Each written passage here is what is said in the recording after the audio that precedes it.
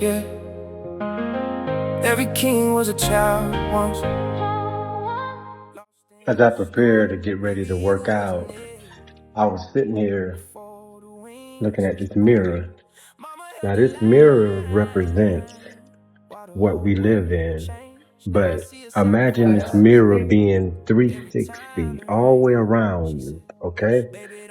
That's who you are. It's you playing out to people, places, and things, but it's a mirror that you're standing in between. Now, I can't explain this like I want to because I'm in here with others. So check this video out from a reflection. I love you. So my life changed last week.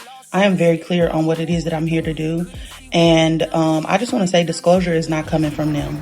Disclosure is coming from us, those of us who remember, those of us who consistently choose truth, those of us who have decided to get back into our bodies. Because your body remembers, because Earth remembers. Your body is Earth. It's the Earth you live on. So this weekend, I realized that everything that I've been building over the last 3 years was guidance. My soul school that I'm always talking about is an embodiment school. It's teaching you how to embody your light. My podcast, Becoming No One, is how I'm going to be delivering the messages that I'm getting, because I have a notebook just full of messages and I've never been so fucking clear in my life. And we've been wrong about a lot of things because we have not realized that we live in the realm of illusions. It's like we walking through one of those things at the circus where it's a bunch of mirrors, and we got lost in there and we started panicking and we started fighting the fucking mirrors because we couldn't find our way out. That's literally the reality we live in. But you're not always in the illusion though. Y'all know how like a couple weeks ago, I was talking about the difference between conceptual knowing, applied knowing, and embodied knowing? We are always going through that process. The conceptual knowing is information. It's anytime we lean towards technology. The applied knowing is when you take what you think is true and you start putting it into practice. You start living by it. That's intuition. And where we're moving now is embodied knowing. Embodied knowing is that you've practiced it enough to where it became an instinct. You don't have to think about it, you're just doing it. That's divine union. Divine union is what happens when you pair information with intuition. You need both sides. Information is masculine, intuition is feminine. And when they decide to come together, they birth you. You are the point where they meet.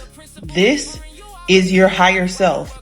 Your higher self is responsible for this incarnation. So it's you on the sixth density looking back to help yourself navigate the material world. The higher self is trying to tell you how to live well. This is something way more ancient. I keep being told that it's called the eternal, but this is the infinite side of you. It's just been demonized in this reality because it is feminine. But this is ancient wisdom that lives inside of you.